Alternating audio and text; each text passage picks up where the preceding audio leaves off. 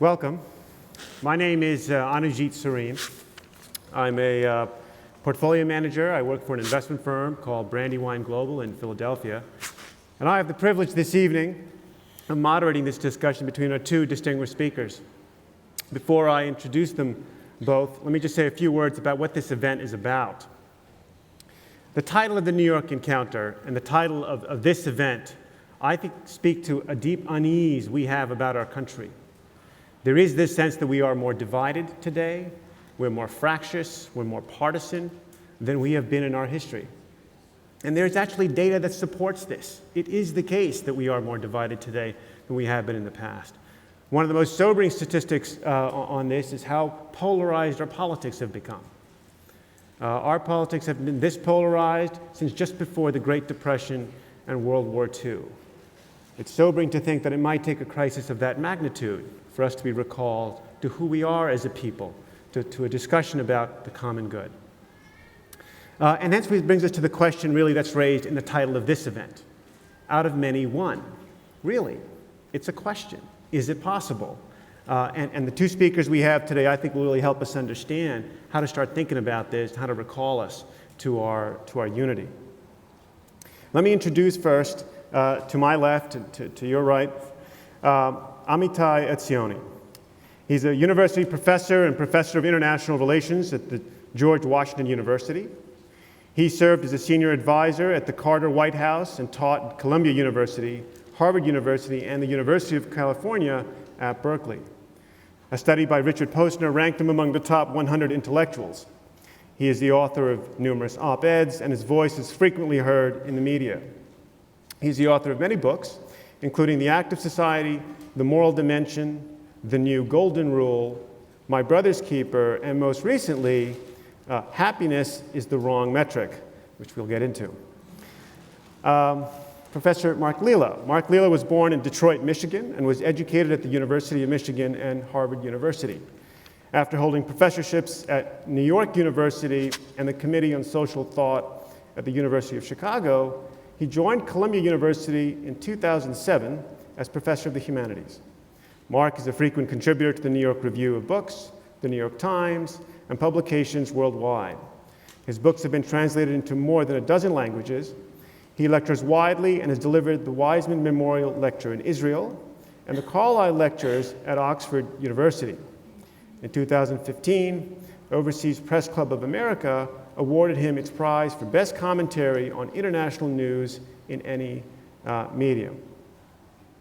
Okay, so let's start with you, Mark.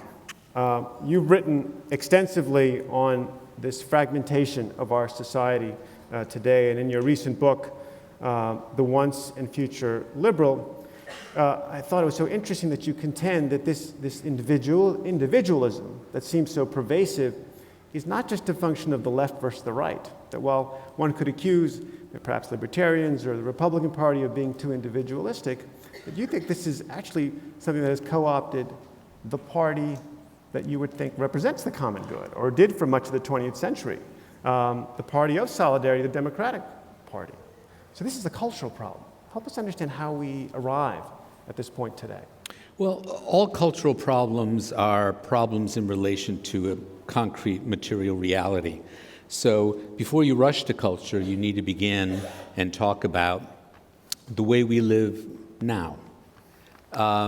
And the story I tell begins after World War II and the affluence that arose in the United States and in Western Europe as well, and that brought with it in this country suburbanization, the liberation of women from a lot of drudge work around homes, children going to school, finishing school.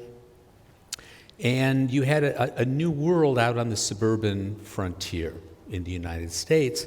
And the move to the suburbs broke down communities that had been there before. So ethnic Catholic churches I grew up in Detroit, and my paternal grandparents lived in a Polish neighborhood. My grandfather went to school with people who were still in the neighborhood. My father went to school with people who were still in the neighborhood and went to church and played on the church basketball team.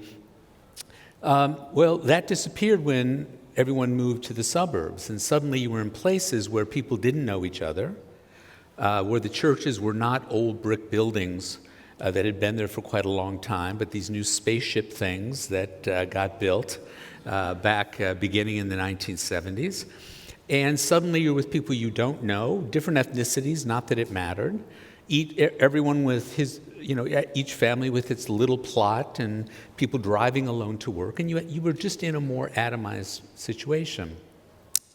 And what happened is that people started feeling a sense of atomization, and there began a kind of search for meaning in the 50s and 60s.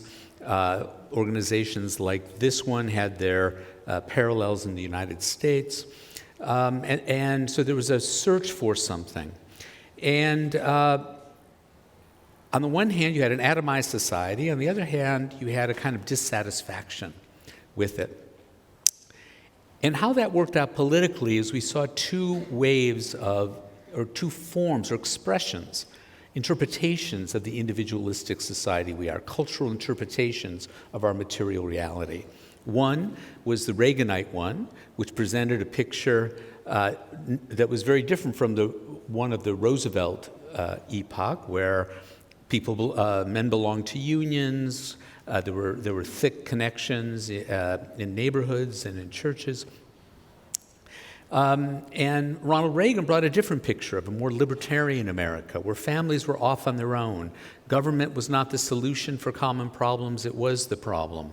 There was an idealization of the individual entrepreneur rather than an idealization of a common effort by labor and business to create something. So we got a kind of right-wing economic individualism that grew up around the 80s.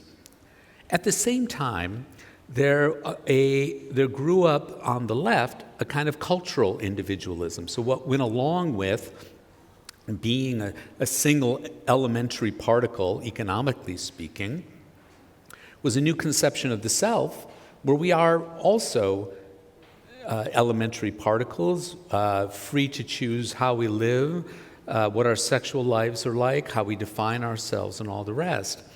And so weirdly, even though, and this is in reference to your question, it looks like the individualism of the Reagan period on the right must have been in contradiction with what was going on the left. In fact, we got two expressions of our individualism.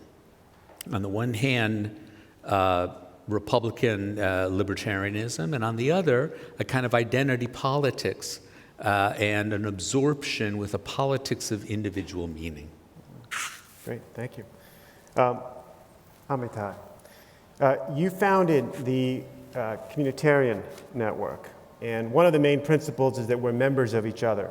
You use a phrase I find really quite striking. You say, the me needs a we to be.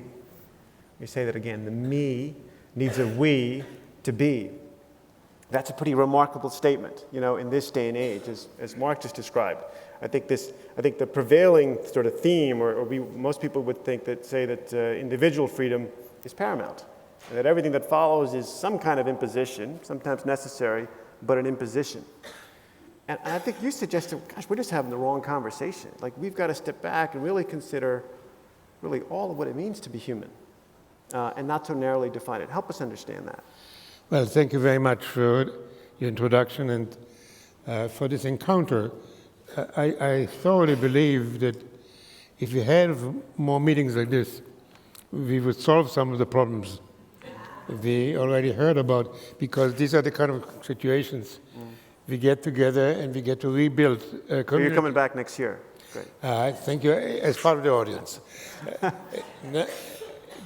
So first of all, there's enough empirical evidence to convince anybody who's open to evidence that people don't flourish as individuals but they flourish in relationships, in lasting, meaningful relationships. Just to give one quick reference, the study done in the high-rise buildings in Manhattan, in which many senior citizens live, and as they lose their capacity for mobility, they often stay the whole day alone at home. Often they don't know even the people down the corridor. And when they were studied, they found a huge array, not only of physical, but psychological problems. On the flip side, people who are married or otherwise are in lasting, meaningful relationship live longer, healthier, happier life. There's simply data. I'm not preaching, I'm just reporting the evidence. So, and there's no, it's not, I don't think anybody can contest it. Second, communities is where we make each other better than we would be otherwise. And that needs some explication. So economists had that theory, which is still out there, so some economists learn better.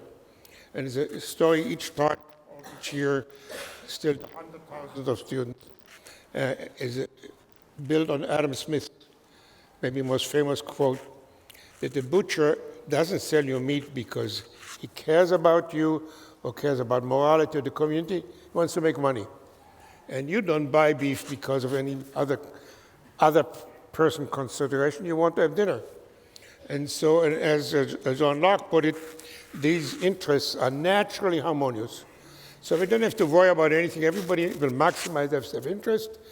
The butcher will want to make money. The person who wants to cook dinner will cook dinner. And that's all we have to do. Tragically, that's not the way the world functions. If that would be the case, there would be no bullying, there would be no sexual harassment, there would be no crime. So we all are flawed human beings. And the question is, under what conditions are we better than we would be otherwise? One answer is policing. You hire a lot of police and you see to it, and that ends up in all the famous problems of corruption and overpowering and incarceration. The other is the idea to pay people. For a while, they want to pay people to read books, not to get pregnant and such. A much more humane and much more effective way when we have what's called informal social controls, in which when people do what's good, we appreciate it. And when we don't, we kind of gently call their attention to it. Now, may you think that's some kind of sociological fantasy. But let me ask you a question. What makes people not smoke in public? Now, I've been traveling a lot across this country. I have not seen yet a single occasion where somebody lights a cigarette in public or on an airplane or a train and such, and somebody says, "You're not going to stop, I'm going to call the police," or the manager.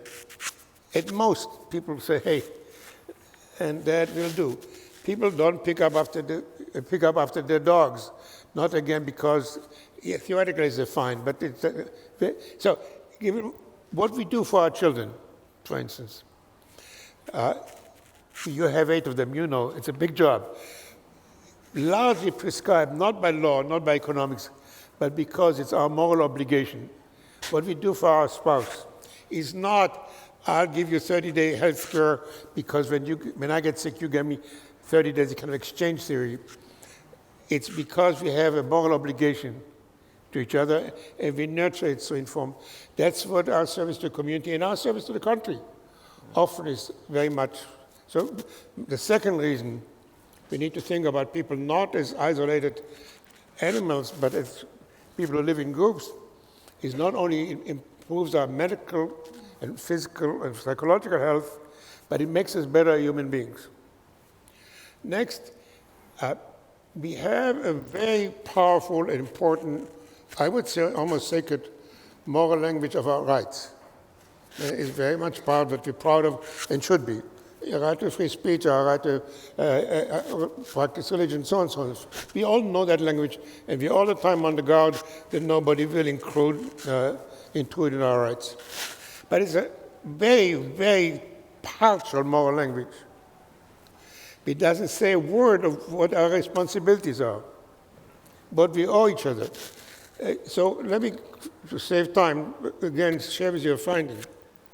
When young Americans were asked some years back now, if when they are charged with a crime, do they have a right to ask to be tried by a jury of their peers other than by a judge? And I said, of course, that's one of our rights. And then when they were asked to serve in the jury, they said, well, I'm very busy, find somebody else.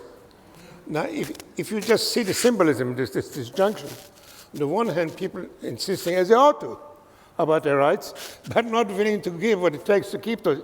Because if your peers won't serve, there won't be a jury of your peers. And that is a much bigger picture here.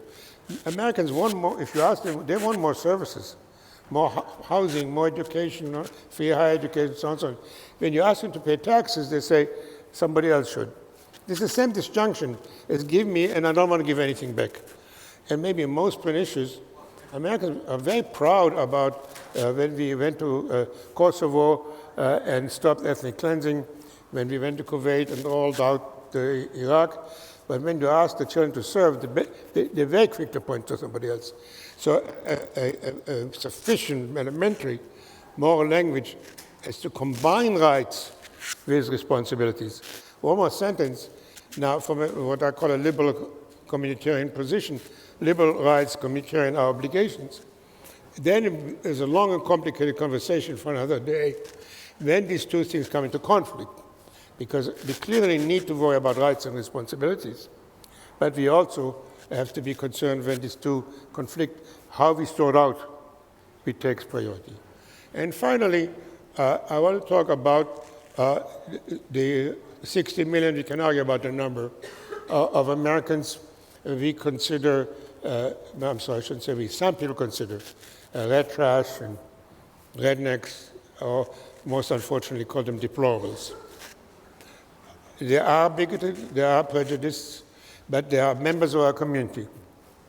And I think we should remember they are all redeemable, and I frankly prefer the language, they are all God's children.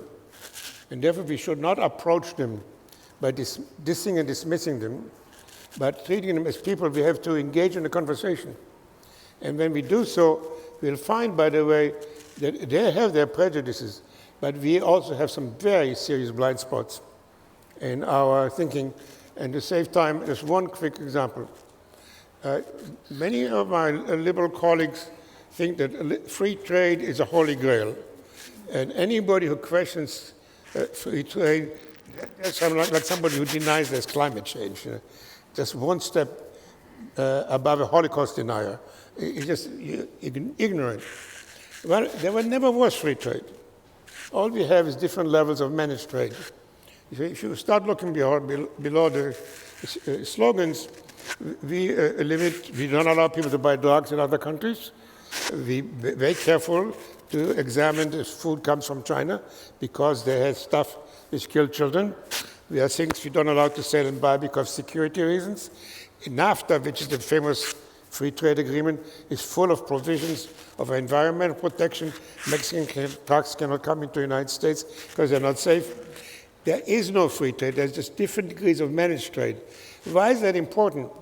And to close here, once you acknowledge that, now we can have a conversation with people who feel that free trade is killing their livelihood and say, maybe we have to tweak trade. It was never pure. So, in short, we need to build community not by dismissing a large part of our fellow members of the community, but bringing them in. Can I respond to that? Yeah, please. Amitai, it strikes me that you and I just spoke in somewhat different voices. I was speaking in a declarative voice, and you were speaking more in an imperative voice. That is, what we ought to do.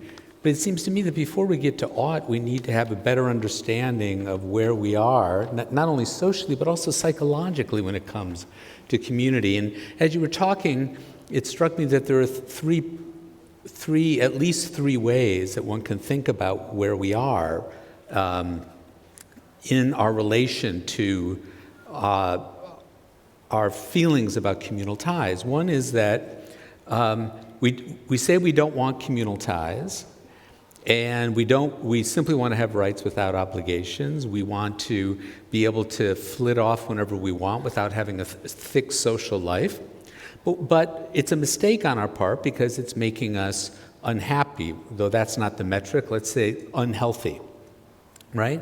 So one is that we don't know we have a problem, so we need people to be woke and for them to realize that they're unhealthy, unhappy, and that requires a kind of enlightenment about it, and then perhaps they'll turn to community. Second one, possibility is that people are already ill, and they know they're unhappy like this.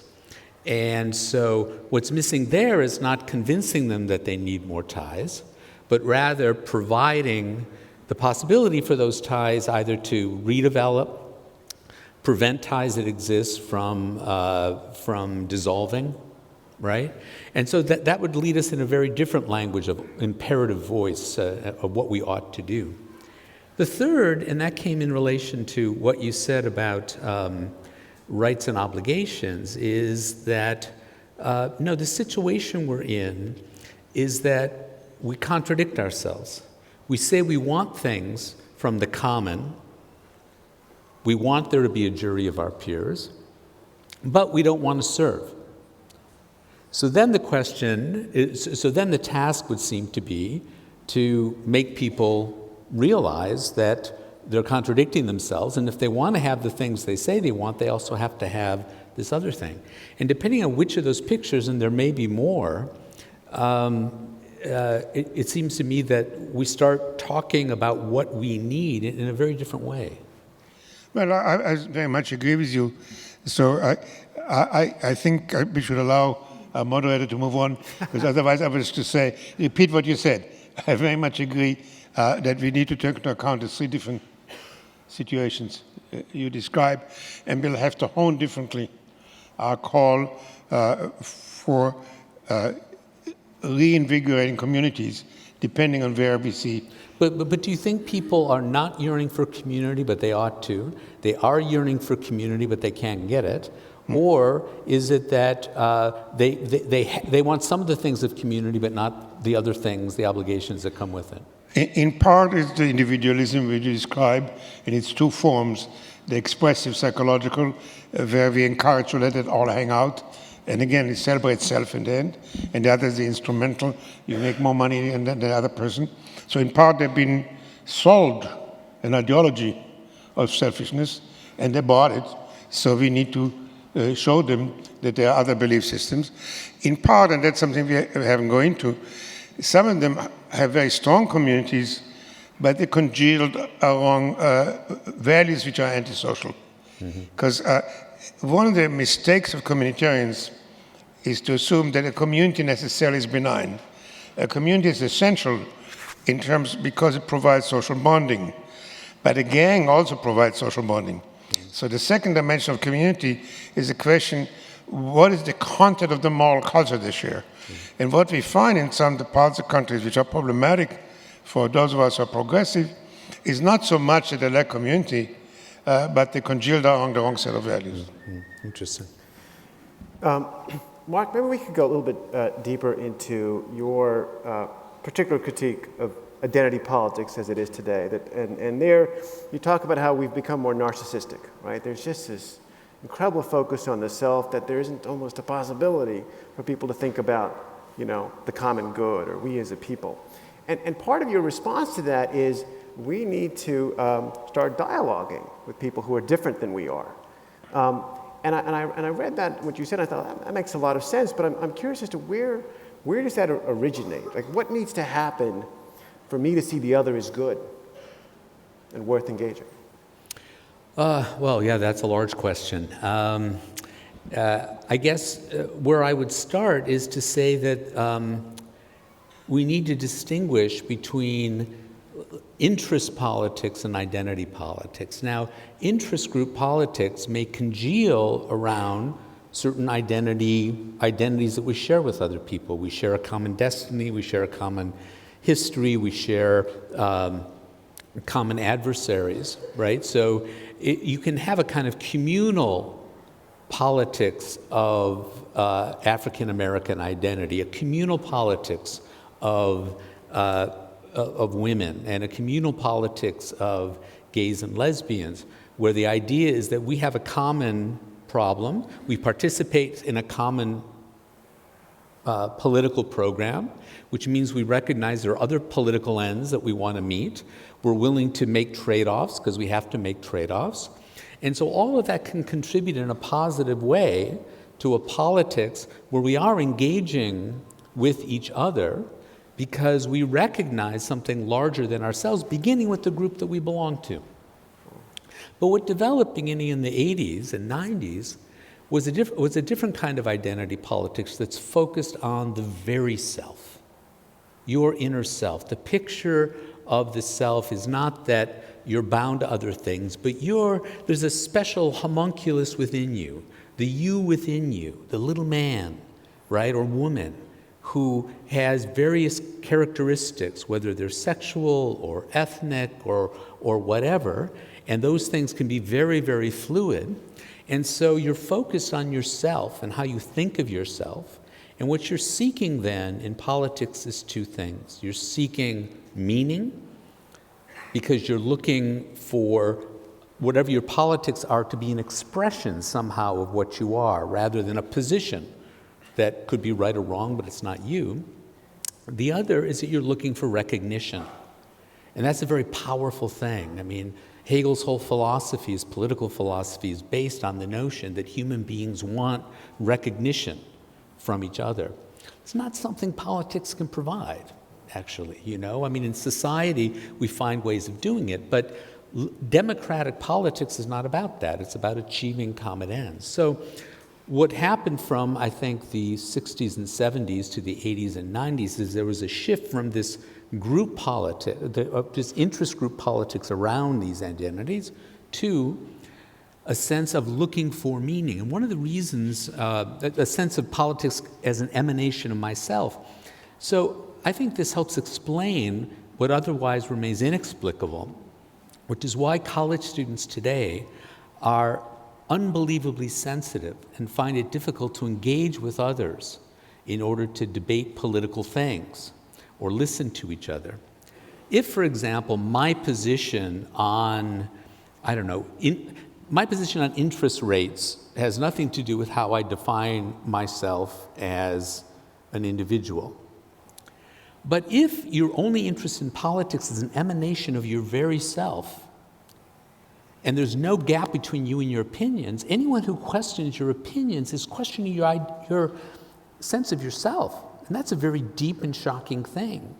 And that is the way so many young people think of themselves and think of politics today.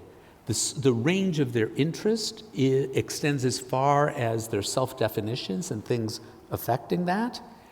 And they can't distance arguments from themselves. And when you can't even do that, can't distance an argument from yourself, you certainly can't engage with other people, right? And that just isolates you more.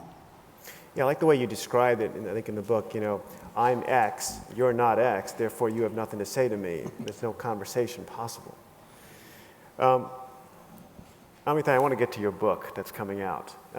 It's a provocative title. I think most in this room would say that all that matters is our happiness, and that we ought to value then above else the free pursuit of our self-interest, at least towards happiness. You're suggesting we need to think a little differently. Help us understand. Well, one good place to start is with a concept which you'll find in all the three major Abrahamic religions, and that is that we are flawed human beings, and that we know what's right, we know what's good, and we aspire to do, which often means serving others and the common good, our children, our family, our country, protecting the environment. But we have also a debased side, our urges which keep breaking through, and we are condemned to a life of struggle. And the question of what is a good life is a question under what conditions can we get closer to the values we are aspire to and committed to, and under what conditions are we failing more. Now, historically, most people accepted these religious prescription, and depending on each religion, they followed somewhat different courses, but they all tried to live up what was defined by their religion as a better life. It was certainly not just make me happy. Then secularism set in, and social science poo-pooed this idea. And they said, well, we have a much better explanation of what is the human nature and what's a good life. And again, the economists are the leading sinners here, where they start with this basically, so they don't use those words, with hedonistic materialism. The measure of how much you consumed, how much you bought, how much affluence you had, was what was assumed that the more goods you buy, the more services you buy, the happier you're going to be. So then when people start piling up data upon data to show that people are willing to sacrifice material goods for other purposes, they said, oh, well, then you do it for your prestige. So there's another form of happiness. You make yourself feel better.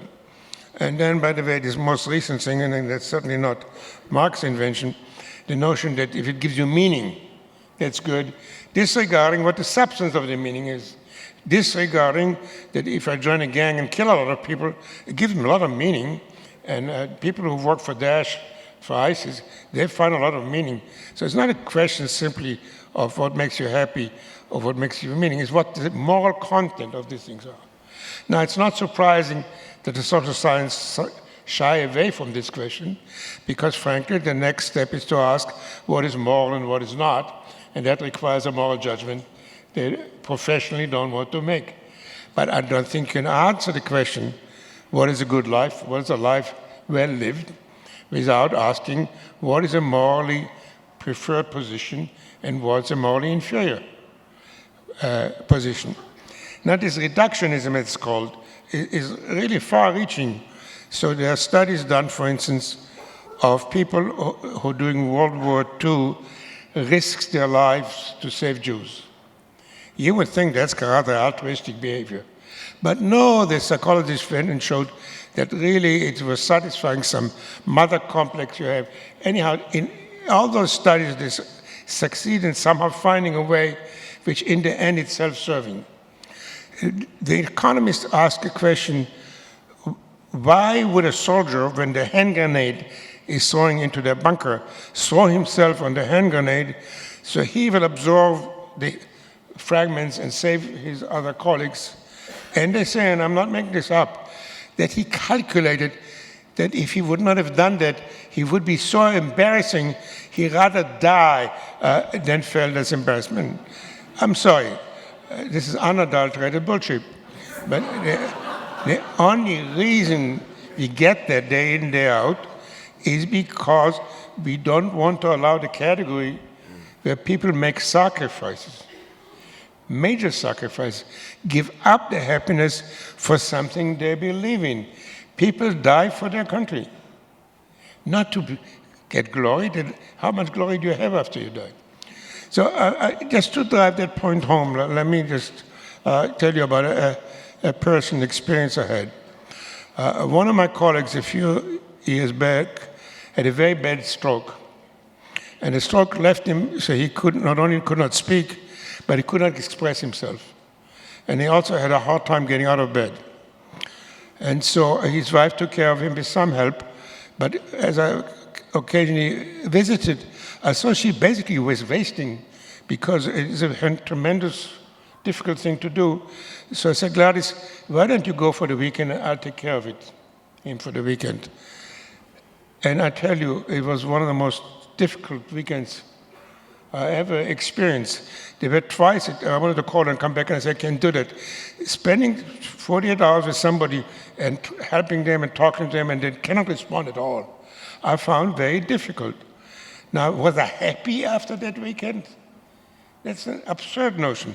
If by happiness you mean I had a great bottle of wine or I saw a terrific movie, I felt I lived up to my duty.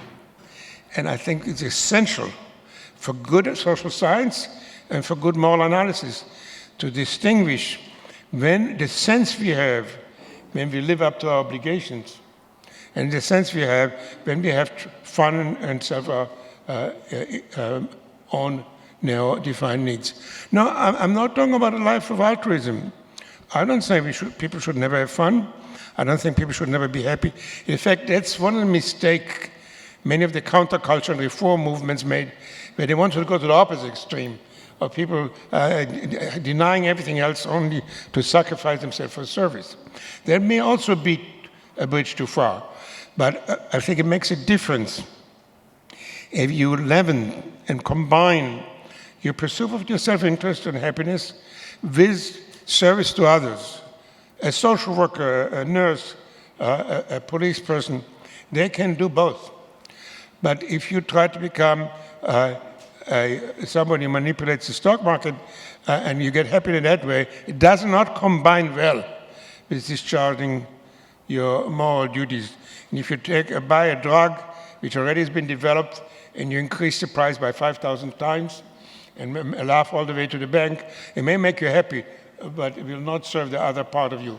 So I think the conversation has to start by realizing there is an inherent tension between our aspiration to be good persons and to be happy.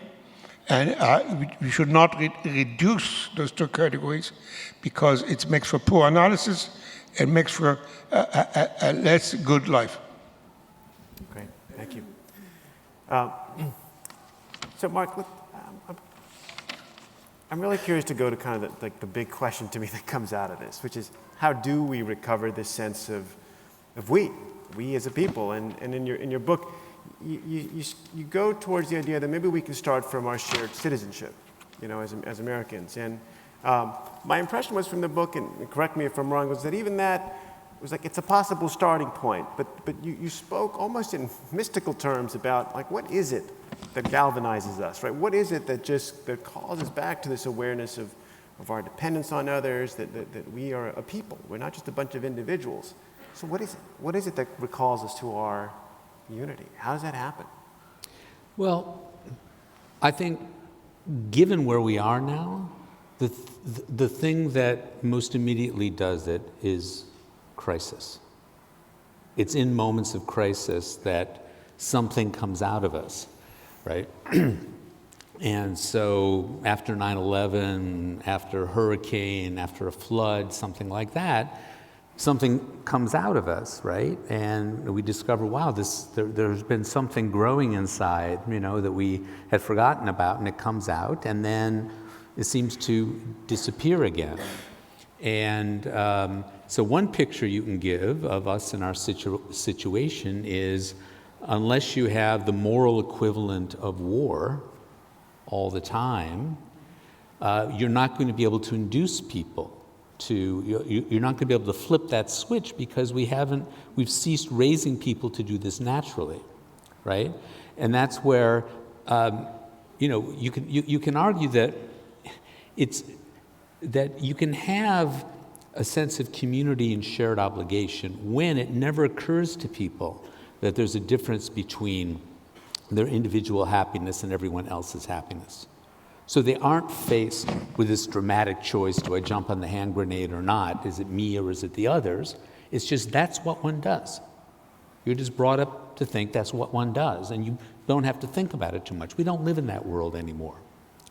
And I think we have to be if we really want to address this, we have to be very realistic about the way we are now. I mean, you go into politics, you go into history with the country you have, not the country you might wish for. And the people you have, not the people you might wish for. And so we have to begin with a realistic portrait of ourselves. What are we like now? And the reason I talk about citizenship at the end of my book as a possible bond, that we can appeal to in politics is that it's a fact.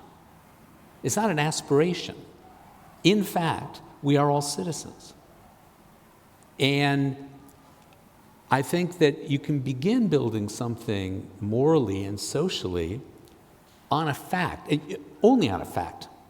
And so you have to begin with something that's actually there in society, actually there in people's heads, and not simply dream that one day people are going to wake up and suddenly they're going to feel things for other people. You have to begin there, and maybe even begin with self-interest, if that's where people are right now. You know, self-interest properly understood, Tocqueville called it, that it's possible to help people interpret their own self-interest in such a way that they start helping with others. But if in fact we are all citizens, then we can start saying that we are going to share a destiny, whether we'd like it or not, because someone's going to be elected president, and that president is going to make certain decisions that will determine our lives and the lives of our children and grandchildren. So we are all in this together. I'm not appealing to you, I'm telling you. We are all in this together. Given that, how do we work together? How do we develop a sense of an awareness about that so that people enter into their political lives with that awakened? Now, history has did the job for us in the 20th century in this country. This was, in fact, a pretty individualistic, it was certainly not a very civic country prior to the 1930s. Civic in the local sense, perhaps, but you know, it was a frontier. People were going off on their own. But the combined effects of the Depression and the war made it clear to everyone that we're in this together as citizens. That either we're going to face economic disaster if we don't come together, and our way of life is threatened by fascism. And so that stimulated a sense of civic liberalism, for lack of a better term, that lasted us from the 30s into the 70s when it kind of petered out under the individualistic forces that I talked about. So I don't think we start addressing this problem simply by preaching about how nice it would be if we all started caring about each other and became more moral. If people aren't there, you're not going to catch them. If you're serious about it, you have to begin where we are. And so that's why, just to end the thought, that I don't think we can really be serious about reestablishing some of these connections unless we're willing to be really honest and clear-headed with ourselves about what kind of human beings we have become. So, I like this, where you start with, we have to start with what's the facts, that's in front of us, what's true.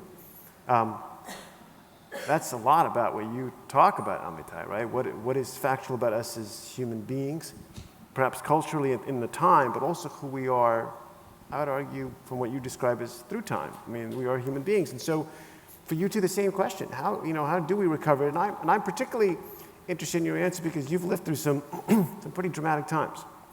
And as Mark just talked about, and as I mentioned earlier, I worry a little that we need a crisis perhaps, kind of wake us up, to the fact that we do depend, that we have a common good. So what do you think recalls us to a we? Well, often when I go to meetings or sometimes even kind of informal gatherings, people ask me, oh, you're a sociologist, explain to me drug addiction, or explain to me crime waves and such, or economic development. And I always have to say it's complicated because I don't believe that social science have one answer, which most people want to have a silver bullet. Yeah. And I really believe they often 4 or 5 causes are involved. I'm happy about this question because in this case I believe there is a single thing which can make a huge difference. And I call that moral dialogues. And what happened, I'm talking now first empirically, we tend to have conversations about redefining what is right and what our purpose ought to be. Now, it's very easy for us to conceive about such conversation on a dinner table or maybe in a town hall meeting. But it's very difficult for us to think about that 300 million people or a nation can have a moral dialogue unless you start thinking about what happened historically. And what happened again and again is somebody comes and raises an issue, Rachel Carlson Silent Spring, which triggered a billion-hour conversation, out of which came a new shared moral commitments to the environment. I want to make this clear. In the 1950s, nobody felt anything morally about the environment. People were tossing things out of the windows of their cars or apartments or into the lakes, and they didn't think about it any more than most of us wake up in the morning and worry about Sanskrit or something like this. Now, even conservatives feel, I mean, after all, it's Nixon who created the Environmental Protection Agency and such. So there was a thesis. No, Rachel Carlson didn't make it happen. She was the triggering event which led to this conversation. Now we can spend 6 hours asking why the ground was ripe, but that moral conversation led not only to a shared new moral obligation, but its translation into policies and laws. Betty Friedan wrote Feminine Mystique in 1963, started the feminist conversation, so on and so on. But let me not go that far. Let me talk about what's happening this week. We have a moral conversation about sexual harassment. And it's not going to be an idle conversation. It's not going to end up, that's never going to happen again. But you come and look at it 2 years from now, and you see there have been changes in attitudes, changes in law, and changes in behavior, significant ones. One last example. Very recently, we had a conversation about gay marriages. Now, just to remind you how recent that is, it was President Clinton who signed the Family Defense Act, which defined marriage 20 years ago between a man and a woman. 11 years ago, when President Obama moved into the White House, he didn't want to talk about gay marriages. A few years later, the Roberts Court legalized gay marriages, and the public moved from a minority to a majority who supported because we had a moral conversation. Now, a moral conversation doesn't mean that everybody lines up.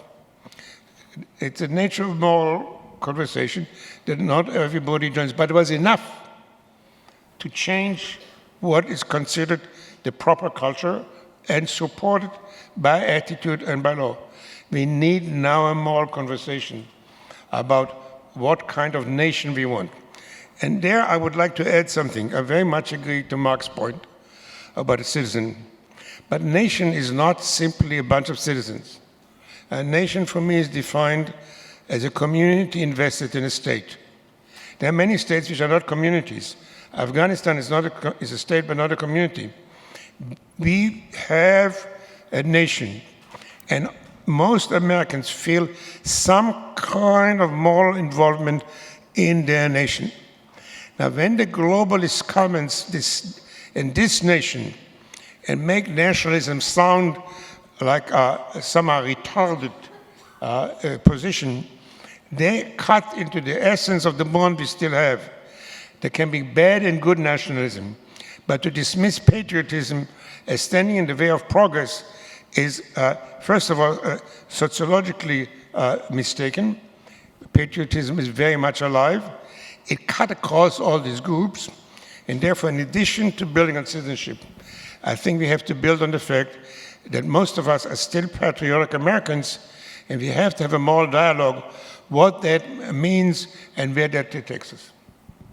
Great, thank you. We have a few minutes left maybe for one last question, which is, again, I'll turn to you, Mark, but really the question is for both of you. You're both professors at universities. Mark, you've been critical of the universities in particular as not doing a great job of educating to this dialogue that you mentioned earlier, that promoting this conversation between people of different views. You referenced it earlier on. I'm curious, in your own experience as a professor at Columbia, as well, is that changing? What do you think needs to happen, and what are you doing, perhaps, to help facilitate that change? Well, I'm very lucky at Columbia because I teach in the core curriculum, which means I get to teach great books, and I always teach in the fall term 18-year-olds because they still believe that a book can change their lives. By spring semester, if they don't have me, they don't believe that anymore. So the lucky ones come away with the sense that books can change their lives. And they also, I guess I can mainly just talk about what I do. The ambient feeling is we are there to serve the students. And, but that's understood in, to me, a very peculiar way. So much of what students will be studying is so they can get what they want. I'm there to get them to think about what's worth wanting. And that means getting outside of yourself. It's not about anything reflecting your identity, but rather laying out possibilities for you to shape yourself in the future. That at that age, you're facing a great intellectual and spiritual adventure in your life if you choose to take it. And I find that if you get 18-year-olds and talk to them that way, they are thirsty for that. That's what they came to college for. But that's not the atmosphere there. There's a kind of cynicism. On the one hand, universities have become these ocean liners that are about so many other things. They're real estate firms. They train professionals in various ways. And the original notion of the university, and even more just the college as a small thing, is just kind of embedded there. It's like you're trying to, pitch a tent on an ocean liner, and you're trying to have this smaller experience. On the one hand, and on the other, in the post-60s environment intellectually, there is a kind of cynicism, an air of suspicion about, certainly about higher things, but also about the notion that you actually can choose to become something. And that is an adventure. And so after you have a couple generations of professors who don't think that way, have never been taught that way, have not taught other people that way, students that way, the habit dies out, And so you can try to do what you can in the classroom. It's why, organizations, lay organizations like this, other religious organizations can feed that if students have that, right? Because that's the question I guess, just to finish, that I struggle with is the one I posed as, three possible understandings of ourselves at the beginning. Is there something in us that is just bursting to seek a meaningful life, connection with others, a thicker human relationship, and we're just being blocked by certain things that need to be removed? And when I sometimes teach my 18-year-olds, I feel, boy, this is easy. I just get out of their way, and they do it. And other times, though, you can get a picture where, no, they're lost, and that's no longer there. So I have my optimistic and pessimistic days. I don't know if you have anything to add to that. Well, I'm sorry you asked it as the last question because I don't have good news. I think universities, which used to be part of the solution, have become part of the problem. And we have, in major parts of universities now, this kind of identity politics driven to such extremes that dialogues have really become almost impossible. And the notion that people get attacked for their viewpoints, attack on free speech, that they are told that you cannot raise certain subjects because somebody may come apart are all these notions which basically are compartmentalizing us. In addition, is this notion, as somebody put it, and it's not my line, that people think we already arrived at 2050. The idea, some of at least the Democrats had, the demographic trends are naturally such they can forget about all the white people, and that from now on, there's going to be, as we already quote have in California, we're going to have a majority of minorities, and so who has to be bothered, with working class people? All we have to do is each one line up our own identity, if it's gay or Latino or whatever. So that's exactly what we're then missing, is that common ground and the normative foundation. Which say, yes, there is a room for diversity, and diversity does enrich us, but it has to be diversity within unity, and not diversity which eliminates unity. That concept, I don't find, has a taking on the campus. On the contrary, it's being attacked as a white construction in order to keep minorities down. Actually, a few weeks ago, there was an article in one of our major newspapers which said that civility was a white trick to keep black people from talking. And so these kind of lines are reflecting a much profounder issue, the notion that people are willing to push the identity differences to the nth degree. But it's particularly striking in the current political context, because if you are a progressive person, it doesn't matter if you're Latino or black or Asian or gay or transgender, there is this one tsunami which hits all of these people with enormous force, known as Donald Trump and his partners. So from a progressive viewpoint, you would think the first thing you want to do is worry about coalition building, getting together with everybody who is in any way willing to line up with you against this guy appointing more Supreme Court judges, passing more legislation. And the fact that people are willing instead to tell white people, shut your privilege and drive them out, is the sign why I think universities are part of the trouble and not part of the solution, and why we need you. That's why we need meetings which are not necessarily campus-based, which are community-based, so we find some place we can still have a civilized conversation. Thank you.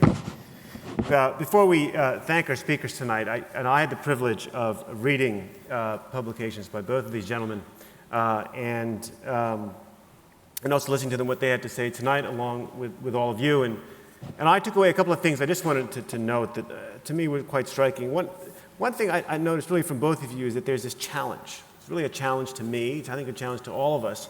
Amitai, I think your challenge that I took really was this idea that we, really to step back and look at the human being with all of the factors that make us human, right? That we've got to get out of this dialogue we have at the moment, which is reductive, happiness is the wrong metric, meaning matters, service, responsibilities, that are belonging, that are communal good, are things that are not just something that comes after we enshrine individual rights, but in fact something intrinsic to who we are. I think that's a really compelling challenge for all of us. And then from you, Mark, the challenge that I took was this idea to see the other as a good, this engagement with the other, dialogue with the other, whether it's in the universities or in the political sphere, whether it's for coalition building, as you described, but that the other is good. It's not just politics is not just an exercise in power. That in order to engage the other, I have to be convinced that it's worthwhile. It's worthwhile. And what particularly to me about that was interesting is that if I engage with the other, and the other is good, then it must be the case that I don't have a monopoly on truth, right? That I'm willing to converse with the other and through that discover what's true and good for me and society. The other thing real quick, and just to add, is the language that both of you use that to me is so striking is you talk about our unity as need. That it's not, as you were saying earlier, it's not just that we're all individuals and can't we all just get along, right? That's not the point. The point is that we have a need for unity that's intrinsic to who we are as human beings. So it's something we've got to start factoring in. Otherwise, we diminish ourselves as individuals, let alone as a society. Just a couple of quick announcements before you folks leave, and we thank our speakers. One is that right after this event, Professor Lilla is going to be signing his new book, The Once and Future Liberal.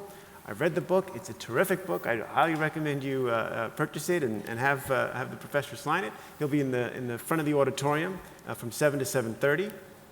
And then also I would note that Professor Etzioni's new book, Happiness is the Wrong Metric, a liberal communitarian response to populism. It's available on ebook tomorrow. Today. So there you go. And then in hardcover or in publication by the end of this month. So please join me in thanking our speakers for joining us this evening.